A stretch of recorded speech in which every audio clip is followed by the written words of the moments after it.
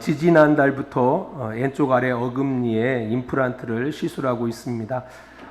갑자기 이빨이 아파서 치과에 갔더니 이미 잇몸이 다 녹았대요. 그리고 이제 어금니가 흔들려서 갔거든요. 아파서 갔더니 잇몸이 다 무너졌기 때문에 어금니를 빼한대요. 그 순간 충격을 받았습니다. 아니, 잇몸이 다 녹았다고요? 네, 깜짝 놀랐습니다. 근데 의사 선생님이 하시는 말씀이 노화의 과정이라는 겁니다. 저보다 훨씬 젊은 나이에도 잇몸이 녹아서 오시는 분이 있다라는 겁니다. 적당할 때 왔다라는 겁니다. 이게 곰곰이 생각해 보니까 그렇구나, 이게 노화의 과정이고 57년 동안 수고를 많이 했구나라는 생각이 들어가더라고요. 그래서 N쪽 어금니와 이별을 했습니다. 이별을 했어요. 그리고 나서 이제 치과 가서 좀 아문 다음에 다른 치과 가서 임플란트를 지금 이제 하고 있습니다. 이제 인공 뼈를 심었고요. 아마 이번 달쯤 해서 모르겠어요. 어떤 조치를 해야 할지는 모르겠는데 이게 처음에는 좀 충격했지만 생각해 보니까 또 있는 일이에요. 사실 잇몸이나 이빨이 선천적으로 특별히 건강한 분들 계십니다. 그래서 아직까지도 멀쩡하신 분들 있을 수 있어요. 또한 약하지만 지혜롭게 관리한 사람들도 있어요. 이런 분들은 임플란트를 조금 늦출 수가 있겠죠. 반면에 선천적으로 이빨이 약한 사람들이나 또 이빨이 좋아도 잘 관리하지 않은 사람들은 그 시기가 훨씬 더 빨라질 수 있다라는 겁니다. 그러나 문제는 시간의 차이일 뿐이지 결국 누구나 늙으면은 이빨이 빠지게 되어 있습니다. 지금 우리가 만나고 있는 현실도 그렇습니다. 지금 우리는 일상을 위해서 기도하고 있는데요. 그게 착각이에요, 사실은. 이게 곰곰이 생각해 보니까 그게 착각이었더라고요. 원래 이게 앞으로 이런 일이 일어나야 돼요. 또 앞으로는 더 어려운 일들이 일어날 겁니다. 그래서 사실 오늘 살아가고 있지만 어제와 오늘은 다른 날들입니다. 어제의 그날과 오늘의 이 날은 다른 날이에요. 그리고 내일은 오늘과 다른 날일 거라는 겁니다. 달라요. 일상이지 않았다라는 거죠. 이게 그 착각 속에 있었다라는 겁니다. 그래서 중요한 것은 이런 거예요. 우리가 생각하는, 그래서 마스크 없는 세상이 계속 될 것이다라는, 우리가 이렇게 마스크 쓰고 살아가는 삶이 일상이라기보다는 이게 습관화 될지 누가 알았겠습니까? 근데 그렇지가 않다라는 거죠. 그렇지가 않고, 이게 좀 시기가 조금 빠르게 왔을 수도 있다라는 거죠. 그래서 중요한 것은, 지금을 어떻게 보느냐가 참 중요해요. 그래서 지금을 어떻게 보내느냐, 이 지금을 어떻게 보내느냐에 따라서 미래를 조금 더 좋게도 할 수 있고, 또 반면에 지금보다 훨씬 나쁜 환경으로 이끌 수도 있다라는 거예요. 그래서 지금을 지혜롭게 살아가야 한다. 특별히 우리 성도들은 더욱 그렇다라는 겁니다. 초기 교회의 기독교 영지주의자들의 도전은 지금의 신천지와 비교할 수 없을 만큼 교회에 또 성도들에게 심각한 영향을 주었습니다. 당시 기독교 영지주의자들은 사람을 영과 육으로 나눠가지고요, 영은 선하고 육신은 악하다라는 그 이원론을 기반으로 해서 구약의 하나님과 신약의 하나님을 다른 분으로 여겼습니다. 그래서 구약의 하나님은 이 세상, 이 물질계를 만드신 하나님이기 때문에 약간 열등한 하나님, 그리고 신약의 하나님은 사랑을 말하는 하나님이기 때문에 순수하신 하나님이기 때문에 우등한 하나님으로 생각했습니다. 뿐 아니라 육신을 입고 이 땅 가운데 오신 하나님의 아들 예수 그리스도를 부인했습니다. 왜냐하면 그가 신이라면 육신을 입을 수가 없거든요.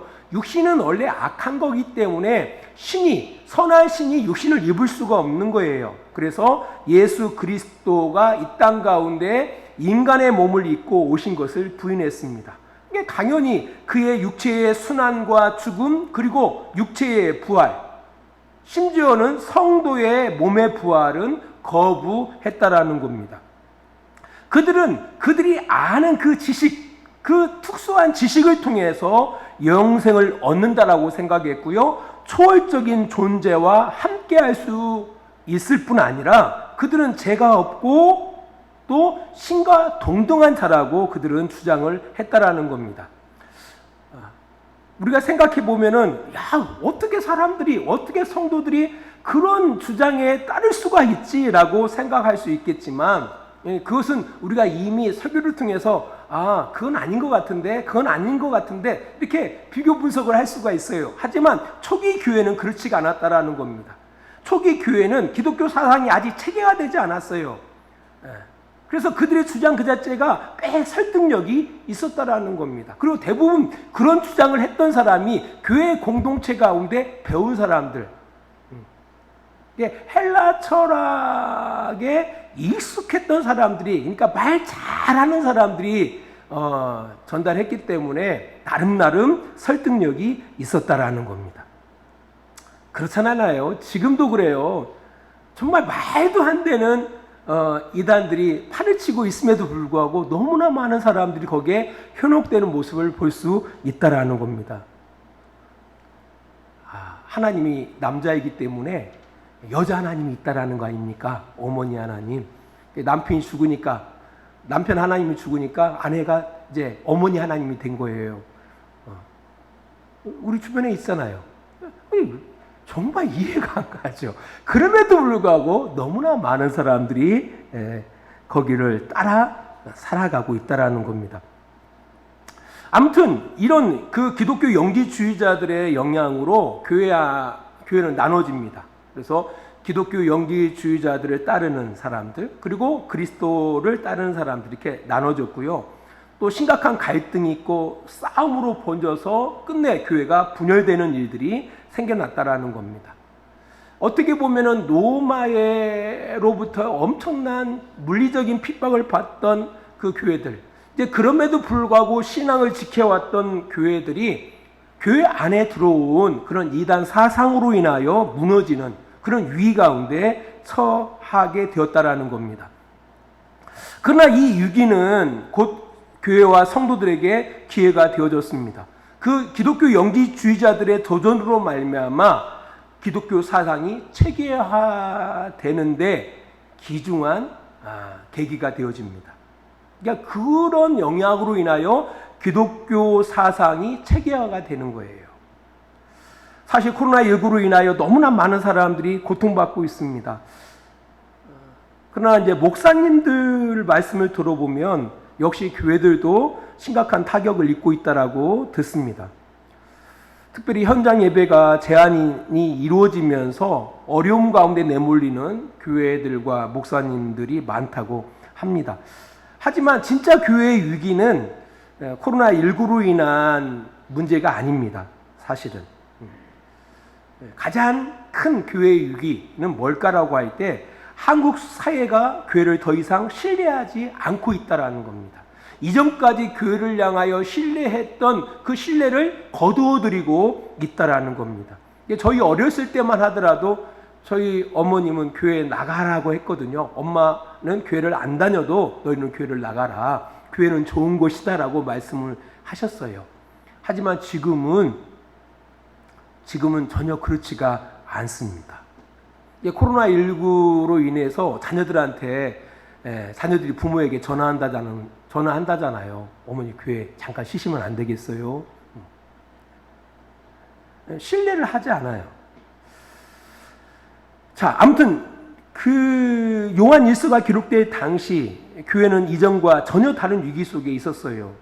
이제 그럼에도 불구하고 그 위기가 도리어 기회가 되어져서 예루살렘에서 시작된 어떤 유대교의 작은 종파 기독교가 세계 종교가 되어지는 그 밑거름이 되었다라는 겁니다. 분명히 한국 교회 위기 가운데 있습니다. 이것은 코로나19로 인한 위기가 아니에요. 지금 신뢰를 거두고 있다라는 거죠. 교회를 인정하지 않아요. 교회를 신뢰하지 않아요. 이 위기를 잘 극복할 수 있다면은 더 나은 그 교회로 발전하는 기회가 될 수 있다라는 겁니다. 이런 차원에서 요한일서가 참 중요한 것 같아요. 이전까지 우리가 요한일서를 살펴보았는데요. 몇 가지 그 내용들을 우리가 짧게 요약해 드리면, 이제 첫 번째로는 영생, 영원한 생명이라는 것은 하나님 아버지와 그의 아들 예수 그리스도를 아는 것인데, 이것은 지식적인 알미나 깨달음이 아니라 하나님 아버지와 그가 보내신 자 예수 그리스도께서 보내시는 성령님의 능력으로 인격적으로 알아지는 것이다. 그것이 영생이다. 인격적으로. 그러니까 내가 하나님을 알아요. 그리고 하나님도 나를 알아요. 이게 단지 어떤 지식이나 깨달음이 아니다라는 것을 사도 요한은 말합니다. 두 번째로는 하나님의 자녀됨에 대한 확신, 이거 확신이에요. 내가 정말 하나님의 자녀라는 확신이라는 것은 어떤 지식이나 주장을 통해서가 아니라 내가 어떤 것을 알고 있느냐, 어떤 주장을 하고 있느냐가 아니라 하나님의 의로우심과 같이 우리가 의를 행할 때 하나님의 자녀됨을 알 수 있다는 겁니다. 중요한 것은 내가 의를 행하느냐. 아까 앞에서 우리 집사님께서 기도하셨는데 하나님이 의로우시잖아요. 그 의로 우리를 구원하셨잖아요. 그 의가 뭐라고 말씀드렸어요? 우리는 형편없는 존재예요. 형편없는 존재들이거든요. 그러나 하나님께서 우리를 너무너무 사랑하셨어요. 너무 불쌍히 여기셨다라는 거예요. 그 불쌍히 여기심, 그 긍휼히 여기심, 우리를 사랑하시는 그 큰 사랑으로 우리를 하나님의 자녀로 삼아 주신 거거든요. 역시 하나님 아버지다워요. 그 의와 같이 우리도 그 의를 행한다라는 겁니다. 끊임없이 불쌍히 여기는 삶을 살아간다라는 거죠. 큰 사랑을 가지고 살아간다라는 겁니다. 그것을 통해서 이 사람이 하나님의 자녀이구나라는 것을 알 수 있다라는 겁니다.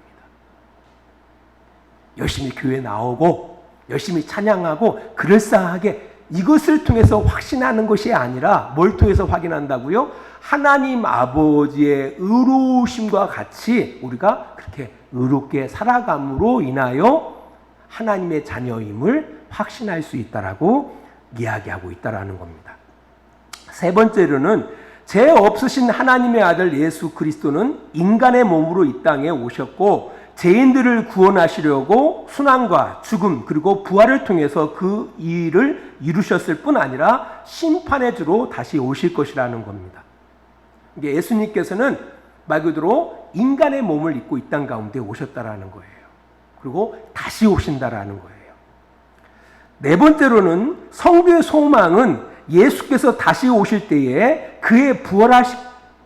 예수님의 부활하신 것처럼 부활할 것이며 그때에 부끄러움이 없는 자로 살아가는 것이 성도의 소망이다. 그때 부끄러움 당할 때 참 당당하게 서는 것이 성도의 소망이라는 겁니다.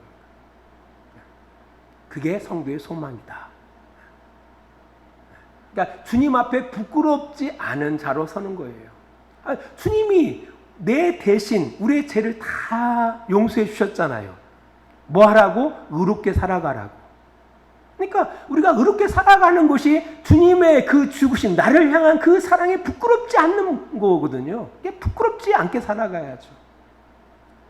예전에 일본 지하철에서 고대 유학생이 누군가를 구하다가 죽음을 당하잖아요.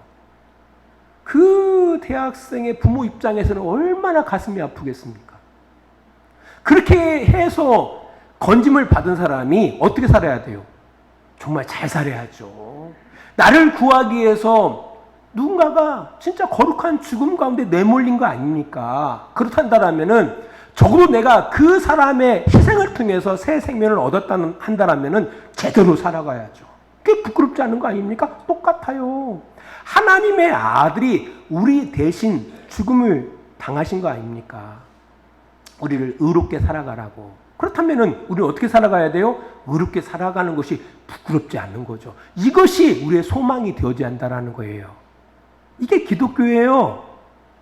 여러분들이 생각하는 기독교하고 어때요? 같아요? 틀려요? 틀리다면은 여러분이 잘못된 거예요.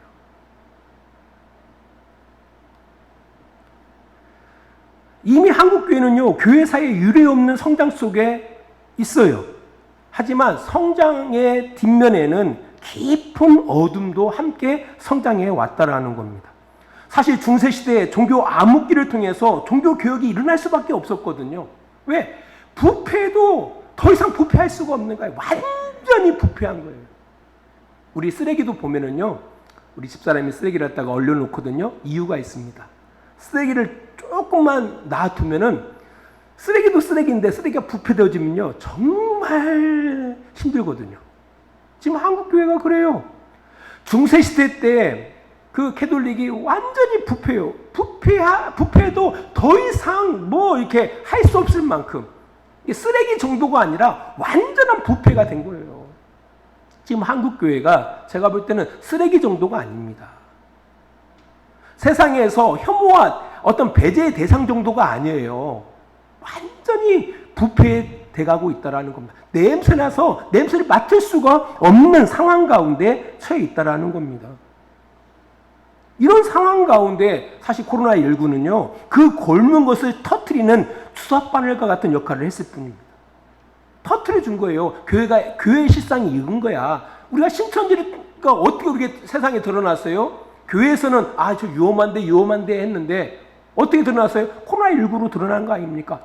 저것이 저렇게 무서운 곳이었어? 저렇게 위험한 곳이었어? 지금 세상도 그러는 거예요. 교회가 저렇게 위험한 곳이었어? 성도들도 그렇게 느끼는 거예요. 야, 내가 다니던 교회가 이렇게 위험한 곳이었어? 뭘 통해서 알게 됐죠? 코로나19를 통해서 비로소 정말 상식 없는 교회구나, 전혀 공감할 줄 모르는 교회구나 사실을 이제 알게 되어지는 거예요.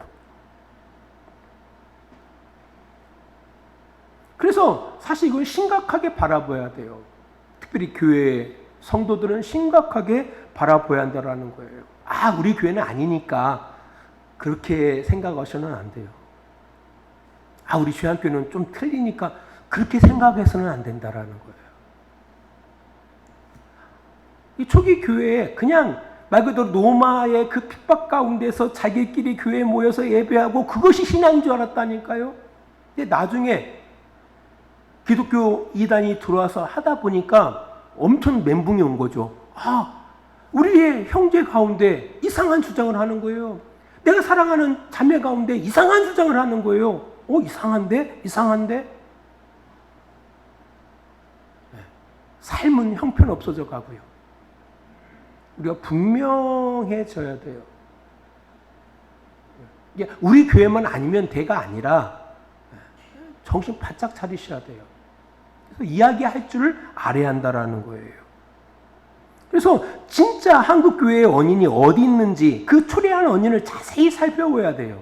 그리고 이 위기를 어떻게 해결할 것인지 집중해서 해결해 나가야 한다라는 겁니다. 앞에서 말씀드렸던 것처럼 그래서 이 요한일서가 중요해요. 어떻게 보면은 이 위기 가운데 있는 한국교회를 다시금 일으켜 세울 수 있는 귀중한 말씀이 이 요한일서에 기록되어져 있어요. 제가 생각할 때는 그래요. 앞에서 말씀드렸습니다. 기독교 영지주의자들은요, 그들은 높은 진리를 소유하고 있다고 생각했어요. 그래서 다른 사람들보다 수준이 높은 사람이라고 생각했어요. 그들은 신의 자녀라고 생각했어요. 그러니까 같은 교회 공동체 가운데 있음에도 불구하고 나는 너희들과 달라. 나는 어떤 신적 계시를 아는 사람들이야.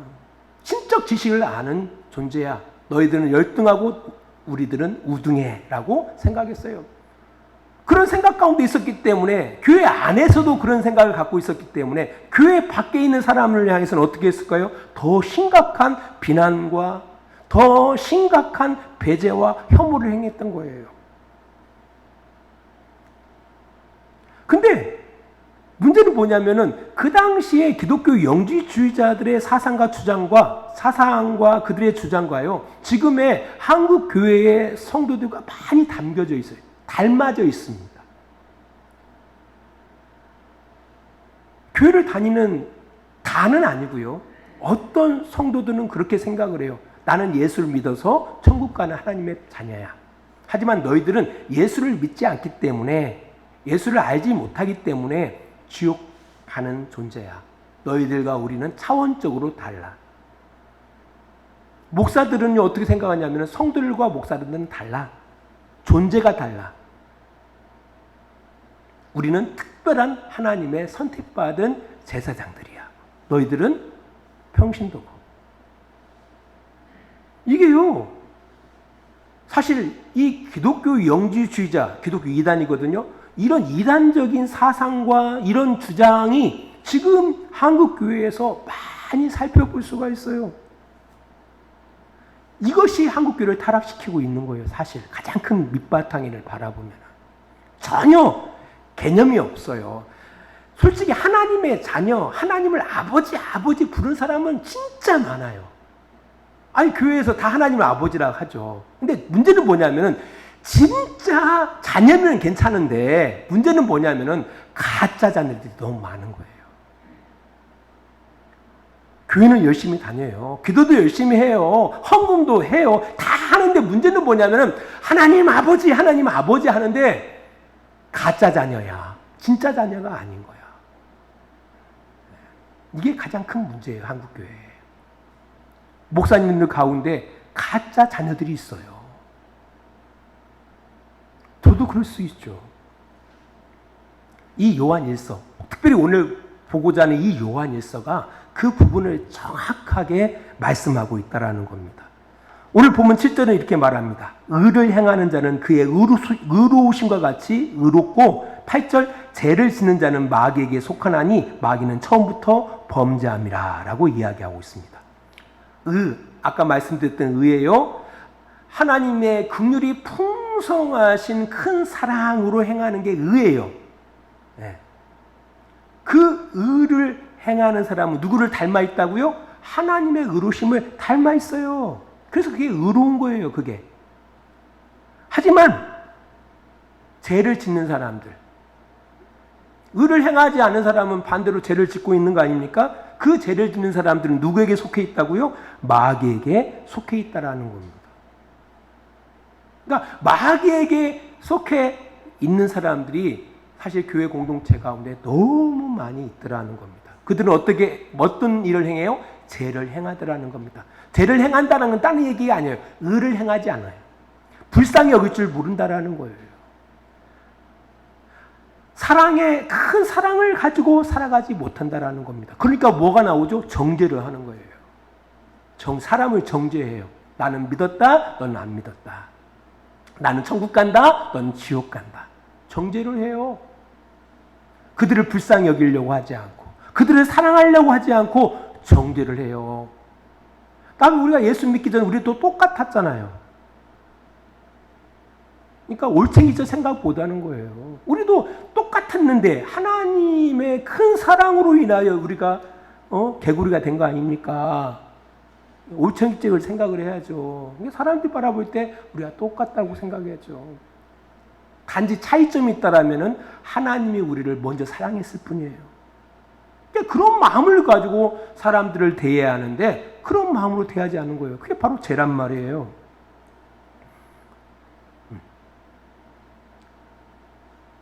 이어서 이야기를 하는 거예요. 뭐라고 이야기하냐면은 9절 바라보면은 하나님께로부터 난 자마다, 그죠? 하나님께로부터 난 자마다 죄를 짓지 아니하나니 이는 하나님의 씨가 그의 속에 거함이요 그도 범죄하지 못하는 것은 하나님께로부터 났음이라라고 이야기하고 있습니다. 그죠? 자, 하나님께로부터 난 자마다 죄를 짓지 않는데요. 그렇게 안 산다라는 거예요. 하나님께로부터 난 사람은 그렇게 안 산다라는 거예요. 그럼 어떻게 산다라는 거예요? 불쌍히 여기면서 우리가 받은 하나님의 큰 사랑을 가지고서 살아간다라는 겁니다. 왜냐하면 그럴 수밖에 없어요. 하나님을 닮았기 때문에. 9절의 가운데 바라보니까 하나님의 씨가 그의 속에 거하기 때문이다. 하나님의 유전자가 우리에 있단 말이에요. 하나님의 새끼 유전자가 우리 안에 있기 때문에 그 유전자를 갖고 있는 우리들은요, 그렇게 사람을 미워하면서 살 수가 없어요. 사랑하며 살 수밖에 없다라는 거예요. 이게 범죄할 수가 없는 거예요. 이런 것을 통해서 하나님의 자녀인지 마귀의 자녀인지를 알 수가 있다라고 말합니다. 10절 보세요. 이러므로 하나님의 자녀들과 마귀의 자녀들이 드러나나니 무릇 의를 행하지 아니하는 자나 또는 그의 형제를 사랑하지 아니하는 자는 하나님께 속하지 아니하니라. 뭘 통해서 알 수 있다고요? 그가 의를 행하느냐, 형제를 사랑하느냐, 자매를 사랑하느냐에 의해서 그가 하나님의 자녀인지 마귀의 자녀인지를 알 수가 있다. 그렇게 드러나게 되어 있다라고 말씀하고 있다라는 겁니다. 아, 그렇구나. 이게 중요한 거예요. 이게 한국 교회의 갱신 반드시 이루어져야 돼요. 이 갱신이 이루어지기 위해서는 정말 하나님의 자녀들이 하나님의 자녀답게 살아가면 되는 거예요. 의를 행하고요, 사랑하면서 살아가시면 되는 거예요. 이 길밖에 없어요. 뭐 대면 예배요? 비대면 예배요? 그거 아니에요. 아니 교회는, 그러니까 보여지는 교회는 어떻게 가겠죠. 왜? 아, 예배를 드려야 헌금할 거 아닙니까? 그래야 돌아갈 거 아닙니까? 충분히 그 이해를 해요. 이게 밥그릇 때문에 그러는 거예요. 하지만 그런 문제가 아니에요. 근다고 나아질 게 하나도 없어요. 나아질 게 하나도 없다니까요. 근당에서 마귀의 자녀가 하나님의 자녀로 바뀌는 것도 아니고요, 하나님의 자녀가 마귀의 자녀로 바뀌는 것도 아니에요. 중요한 것은 바로 뭐냐면은 뭐예요? 우리가 하나님의 자녀라면은 우리가 의롭게 살아가야 돼요. 사랑하며 살아가야 한다라는 거예요. 이 수밖에 없다라는 거예요.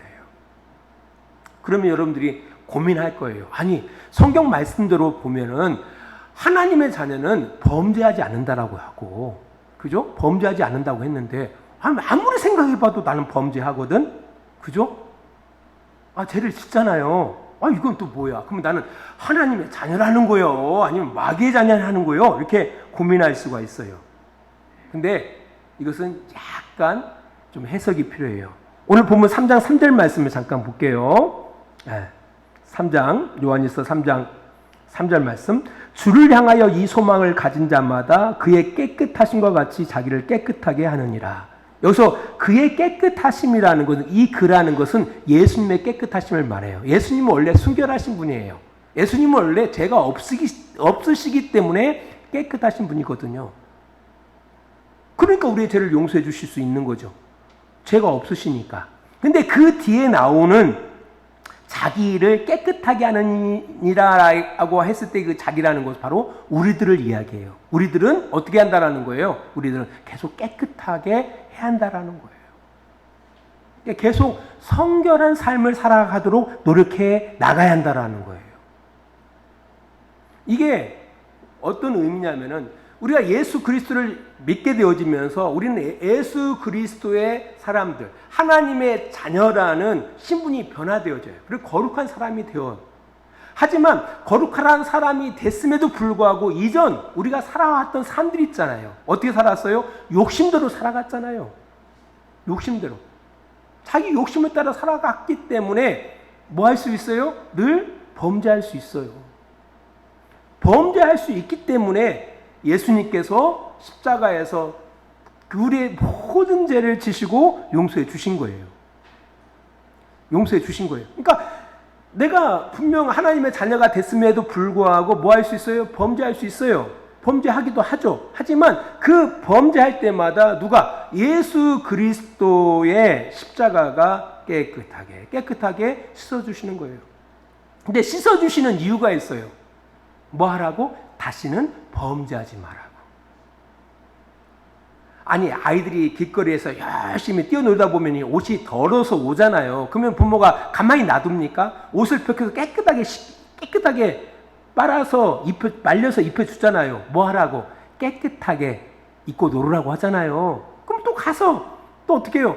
또 이제 지저분하게 와요. 그럼 또 빨아주죠. 이렇게 예수님이 하신단 말이에요. 근데 중요한 것은 아이가 그런 과정을 통해서 어떻게 되죠? 이제 옷을 깨끗하게 하면서, 옷을 더럽히지 않으면서 노는 그런 실력이 커가는 거예요. 또 마찬가지예요. 우리가 성도예요. 거룩한 사람이에요. 거룩한 사람이지만 사실 우리 속에서 뭐가 드러나죠? 죄는 끊임없이 나타나요. 나타나지만 어제의 내가 아니에요, 오늘. 왜? 어제보다 훨씬 성화된 나고요. 내일은요, 오늘보다 내일이 훨씬 성화된 나로 점점 성화되는 거예요. 점점 성결해져 나가는 거예요. 그러니까 궁극적으로 바라보면 우리는 점점 범죄하지 않는 거죠. 범죄할 수가 없는 거죠.